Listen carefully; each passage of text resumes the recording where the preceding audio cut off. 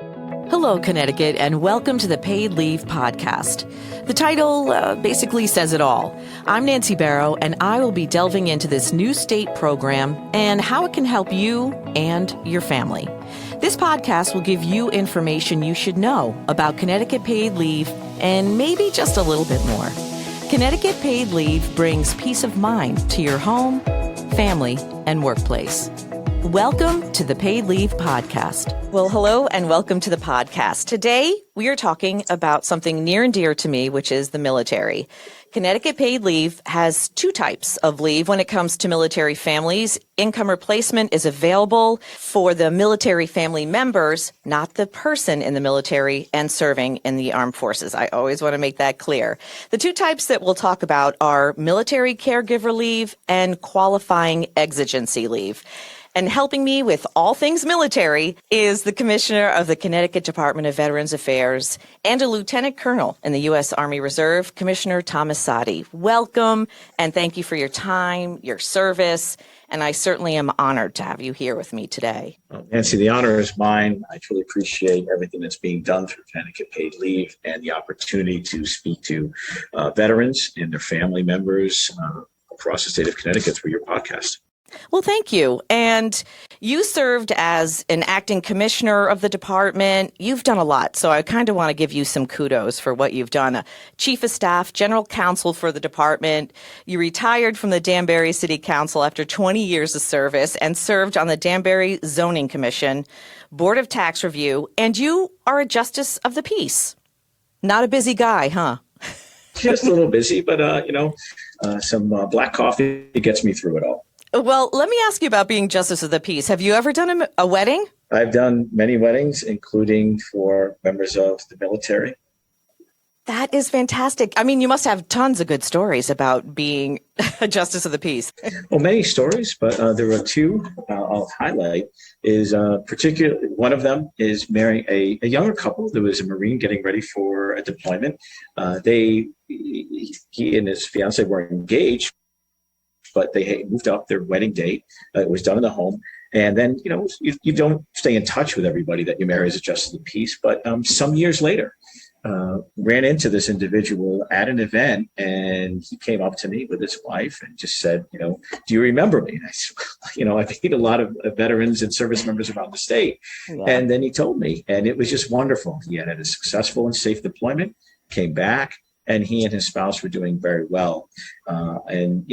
There's another story very similar to that. And, there's one or two who I follow on Facebook. We're Facebook friends. And it's just wonderful to see the positive experience. And, because there unfortunately are a lot of negative things that can come out of, unfortunately, a mobilization deployment overseas because of the impact on family, the stressors on family, which can partially be alleviated by some of the things that are done through Connecticut Paid Leave and other programs and services that are out there. Because what we don't want to happen is a military member being stressed because of things happening at home or of gaps in their ability to provide for loved ones or others in their life. We want them to be able to concentrate on their service and get home safely.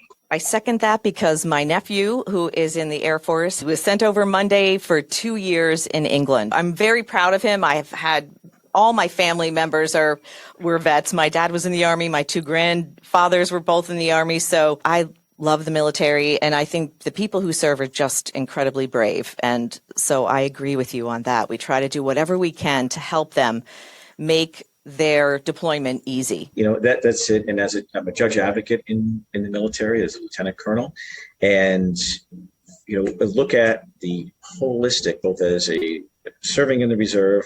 I was on active duty a couple of years ago, and then also as commissioner of Veterans Affairs and working with our federal VA is a holistic approach to veterans, to service members, supporting them and their family members and loved ones. You've had a lot of awards, and one award I really just wanted to mention was last year in 2021. You got the Department of Defense Certificate of Appreciation for Leadership in Public Policy Changes Positively Impacting Connecticut Service Members and Their Families. That's a big award from DOD. I was very humbled to receive that, surprised, and the award, I can't take the kudos alone for that award. What is a team effort in pushing for legislation at the state level to expand programs and services to Connecticut veterans, to expand eligibility, in particular for veterans who received other than honorable discharges if it was based on post-traumatic stress, having a TBI, or being a victim of military sexual trauma. And now, if someone was discharged under the don't ask, don't tell policy because of gender identity or sexual orientation, those persons can apply through the Connecticut Department of Veterans Affairs and through a standard form that we have for clinicians to fill out, to potentially be eligible for state-based benefits. That is a big leap forward for Connecticut veterans, but there is a variety of legislation that we've worked on with veteran service organizations and great members of our General Assembly. So that award is for all of that effort together. Again, it's a team approach from veteran service organizations, advocates, legislators, and the department. And it's really changed quite a bit, hasn't it? Well, absolutely. In the last 20 years, particularly after Iraq and Afghanistan were engaged in as conflicts and missions, and then as the drawdown happened, particularly the last 5 or 10 years, we've also seen significant changes and awareness as it relates to veterans programs and services, not only at the state level, but now at the federal level. We are seeing that recognition, the issue of burn pits and the compensation and disability benefits and healthcare support for victims of the burn pits, chemical exposures such as to Agent Orange. But there's so many other things in addition to, artillery and bullets and injuries. There are the chemical exposures that so many of our veterans suffer from. And so those services and programs are being expanded both at the state, but in particular at the federal level. And the greatest advocates have been veterans themselves, current service members and family members, really stepping up. In particular, I go to, our Vietnam veterans who were mistreated, ill-treated, and didn't get the support they deserved or the programs and services, who for years, if not decades, fought for what they earned. And because of that, we have a much better understanding today of what veterans and service members need. And it should not matter whether we agree or disagree with the military operation, with the conflict, with what our domestic or international policy is. We must come together in supporting veterans and service members because they served or continue to serve no matter their political beliefs, because they take that oath and they put their lives out there, whether on the line in combat or in support of combat operations or somewhere around the world, could be in humanitarian response missions, whatever it is. They are out there and we must be here for them. What are some of the programs that you have available to families of those in active duty? Because quite frankly, they serve too. The bulk of programs for family members, for those who are on active duty and then are deployed, or who are Guard and Reserve and they're activated, are through the Department of Defense and through their unit, through the service member and family support organizations at the unit level and throughout their command. So what I always encourage people to do is to engage, make sure they engage with whatever family services are available at their base, through their unit, through the Department of Defense. On the state side, what we do have are sort of emergency support. There are some programs, the Soldier Sailor Marine Fund, and some other programs through the State Department of Veterans Affairs that can provide some temporary assistance for a family in emergency need of that support. But we also have significant informal network of support through veteran service organizations, community-based charitable nonprofits, and other advocacy groups, legal support for families that may be facing eviction from either home or from foreclosure from an apartment or a home. And we can help them engage with that to hopefully keep them stable, keep them safe, keep them supported, so their service member, either abroad or domestically, can engage in their duties and complete their mission. For veterans, those who have served, even if they're still in the Guard and Reserve or active duty and they've come off of active duty, we do have family housing here at our campus in Rocky Hill, 5 family homes with supportive services. where a family can sort of rest and recuperate for up to 24 months if they meet the eligibility requirements, so we can get them back on their feet. We have a residential facility on our campus for individual veterans, male and female, to help them, again, with full supportive services, dining facility on campus, recreational opportunities here, an outpatient clinic for our veterans on campus. And for our senior veterans who need nursing care, we have a 125-bed veteran skilled nursing facility, which is a state-of-the-art, recently relicensed, re-inspected, and we've also kept our veterans and our staff very safe throughout the COVID pandemic. So it's a lot of services we have here, and we also have, this is key, our Office of Advocacy and Assistance represents veterans, family members, and service members for free in filing for federal pension benefits, disability benefits, and healthcare benefits, as well as connecting them with state and community-based services. So that's our Office of Advocacy and Assistance for veterans, service members, and their eligible family members, representing them for free in engaging and applying for benefits. What are you hoping for the agency in like the next 5 years? What is your vision for it? Well, one of the things, and I think federal VA is also looking at this, is a continued increase in the focus on families, family housing, supportive services for families, and there are many, but to continue to expand that, as well as increased outreach to female veterans. All too often, people assume that when they see a couple, that the male is the veteran. And I've had many female veterans say to me, I went to the federal VA with my husband and they said to me, "Oh, is your husband here for services or an appointment?" And she would say, "No, I'm the Marine, or I'm the soldier, or I was I was in the Navy." And so that's another thing. So reaching out to the underserved or the underrecognized, and that also includes individuals in minority communities and underserved urban communities, connecting them, trying to figure out better ways to communicate what benefits, programs, and services are out there, because generally there is not a lack of support or programs or services. It's connecting eligible veterans and their family members with what is out there for them. Let's discuss the two types that we have for military family members. That is one of the big ones, which is what I love, is military caregiver leave, which is a broader term for family. So military caregiver leave is taken by the parent, spouse, child, or next of kin of a service member who is injured on active duty in the line of duty in the armed forces. So when they say next of kin, it's sort of like, you would think like, okay, brothers, sisters, grandparents, uncles, first cousins.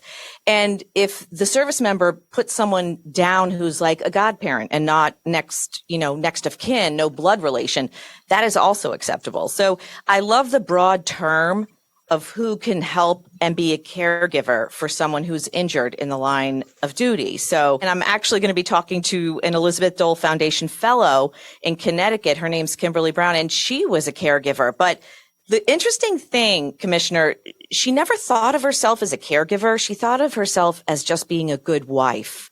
And I think that is a little bit of a divide for them. They have to start thinking like a caregiver, because then they can take up to 12 weeks of paid leave if they need to. This is incredibly important to talk about the issue of caregiver, because we know that whether it's somebody recently returning who's injured or under other programs, someone much later in life, they much better if we're able to keep them at home with family in a familiar setting, as long as they have the support that's necessary to address whatever acuity level they are at, mentally, physically, those visible or invisible wounds of war or from service. So incredibly important. And the broad definition that Connecticut has is incredibly important as well, because we see this, I see this, that oftentimes it is a distant relative. It could even be a friend, like you said, a godparent who's caring for this service member who's come back, who is in need of care and does want to stay home. So Connecticut, it should be very proud as a state, and the people of Connecticut should realize this is available. And the other thing is, oftentimes a family member will say, well, you know what, I'm not going to sign up for that. I don't want to take that program or that funding away from somebody else who needs it more. What I tell veterans and family members is, this is for you. It is. You are not taking it away from anybody by signing up for this in order to care for your loved one who we want to be with their family or their loved ones that are caring for them. And if the family member qualifies under Connecticut Paid Leave, why wouldn't you take that time? You wouldn't have to choose between your job and taking care of someone. You can take time away from your job. You can take up to 12 weeks away from your job and take care of somebody. And I think you don't have to choose. We're hoping that we can help and we can be that little bit of extra help for them, that they won't have to stress anymore about, well, I have to quit. I don't have any money coming in. And now what? As you said, now what? So what, without this support system through Connecticut Paid Leave, would that caregiver then, as you said, have to quit their job, and the person they're caring for is not working? And then when money starts to get, thin or runs out, what do? Are they going to get evicted?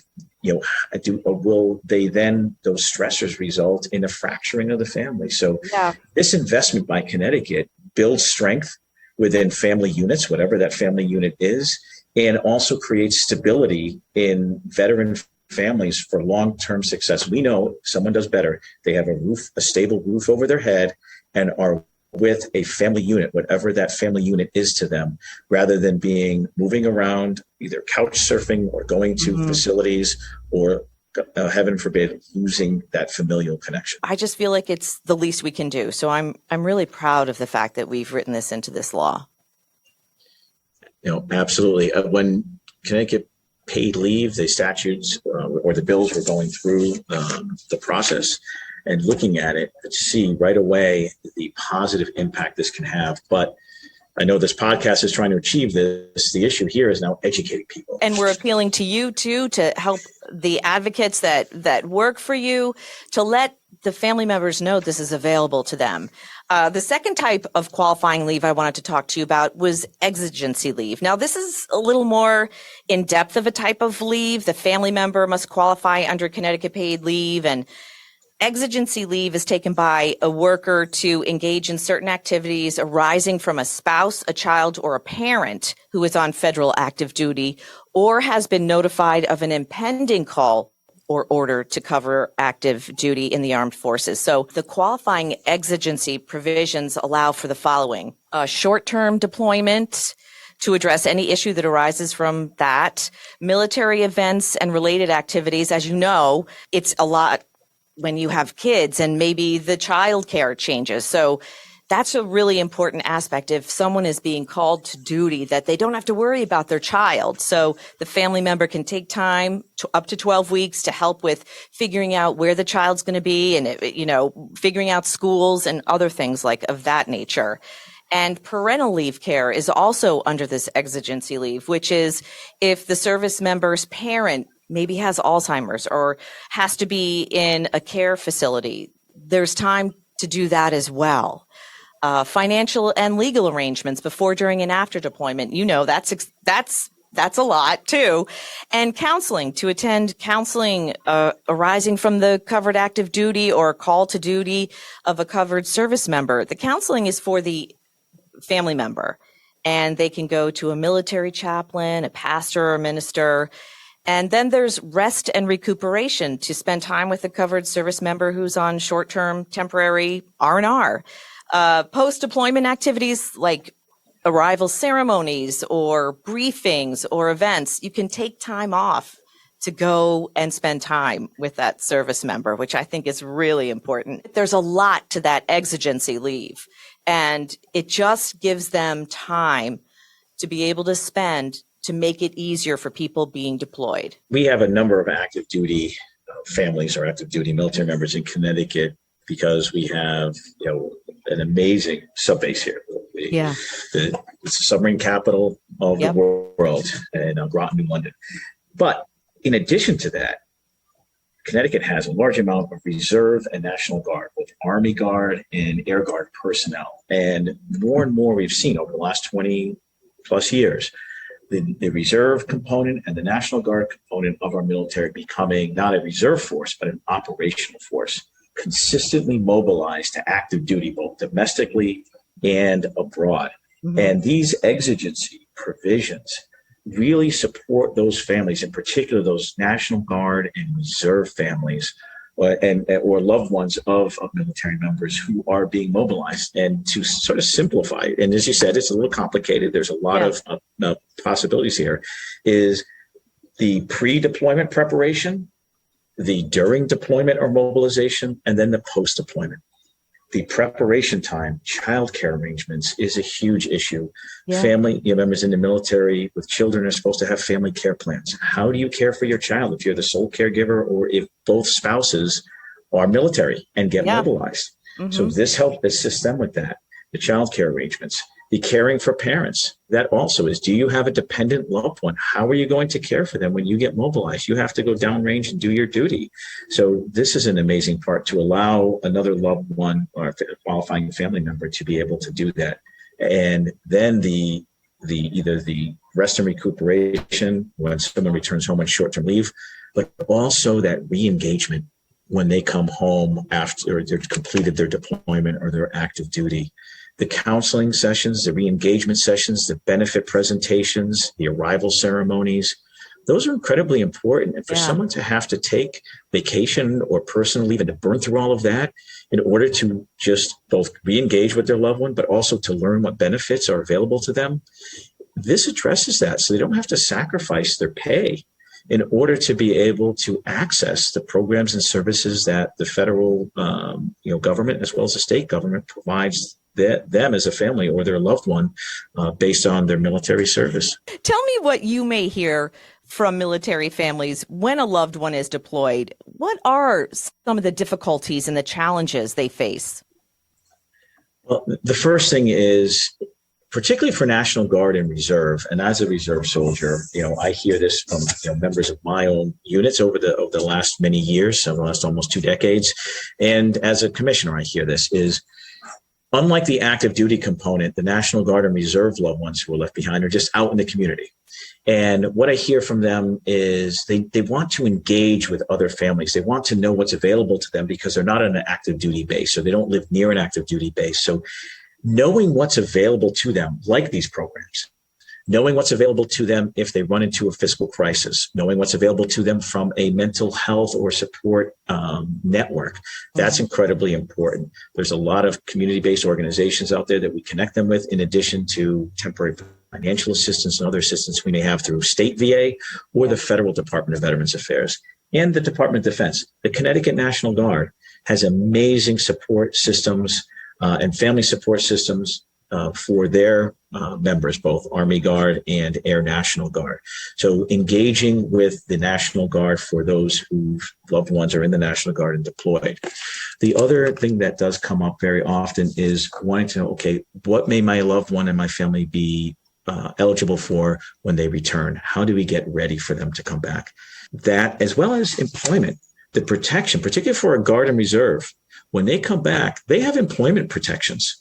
And we have to sometimes educate employers as well as family members that this person can't be fired because of their military service. That doesn't affect active duty, but it does affect National Guard and Reserve when they're put on active duty. DOD does that federally. Is that correct? Well, absolutely. So when someone is on active duty, whether they're active duty and deployed, or they are National Guard and Reserve that are mobilized to be put on active duty, whether domestically or abroad, there are a number of supportive services through the Department of Defense, through the State National Guard Military Department, as well as through that person's individual unit. But what the key thing here is families knowing what their rights are, what their loved ones' rights are, protecting employment, re-engaging with vocational education services. Connecticut has a broad range of tuition waiver programs, vocational and job training assistance, workforce development that are available to our veterans when they come back. And this is even for people who are still in the Guard and Reserve actively, but they've done a deployment overseas, so now they're considered veterans as well. I hear, as a judge advocate in the military as well as commissioner, families saying, how do I care for this person? Or we were caring for them together, and we would work on shifts, things like that. Where now, again, how can we care for a child, particularly a special needs child or a special needs family member?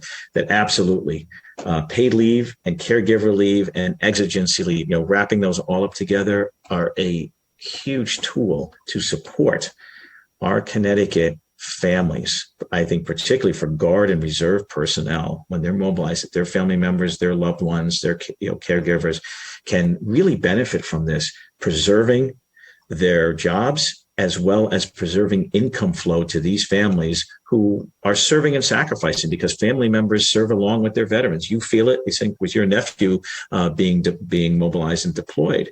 So this Connecticut Paid Leave, again, the income replacement, the caregiver, and the exigency, I think are incredible support systems for our military families in Connecticut.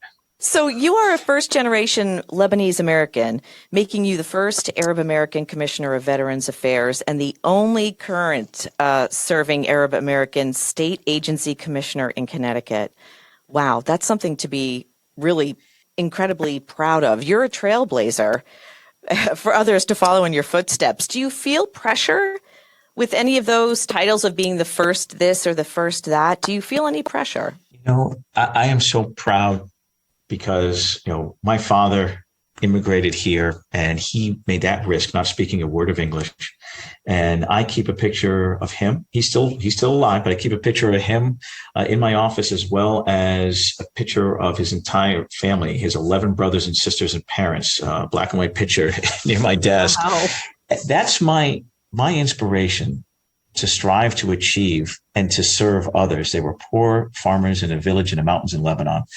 And I was given this opportunity by him immigrating and by this great nation that allowed him to advance his education, and then to have a family with my mother, and together them utilizing the opportunities given by this great country. So it's an honor for me to serve in this position, as well as to wear the uniform of the United States Army, and to do so in service to others, because, this democracy, what we have here, I don't want to sound Pollyannish, but really, we're caretakers. We're caretakers of a legacy handed to us, and we need to hand this democracy to the next generation in better shape than we found it. This country has not been perfect through its history. We're not perfect now, but we must always strive to do better by humanity, because we are all in this together. Again, no matter our background, our ethnic origin, our religious belief or lack thereof.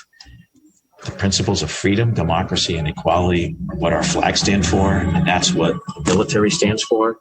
And that's what I want to support. Our veterans, our service members, and their families, do the best I can for them. I've enjoyed our conversation, and I think that you're really inspirational, and I'm really thankful that you're the commissioner, and I think that you're doing wonderful things. Thank you so much for the kind words. I just have to say that I accept that on behalf of our team here at the State Department of Veterans Affairs, that all work together, civilians and veterans and current service members who are here. And I do have to extend my sincere thanks also to the administration. Governor Lamont and Lieutenant Governor Bicewitz have been very supportive, and I appreciate them trusting me with the stewardship of this agency for our veterans and our service members and their families. Thank you so much for coming on this podcast so we can get that message out to family members that we're here for you.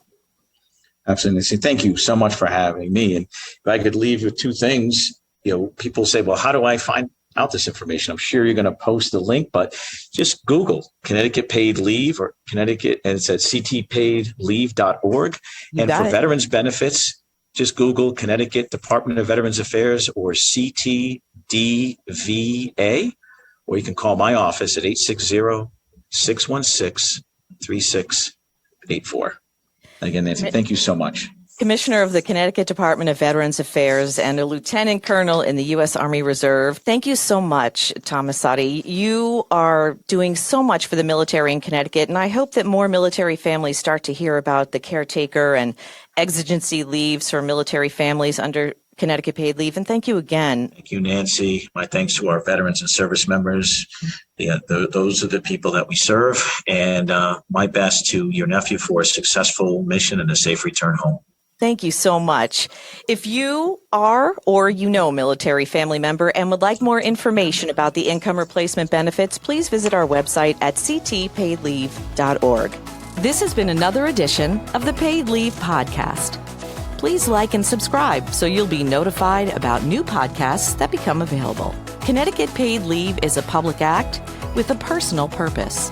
I'm Nancy Barrow, and thanks for listening.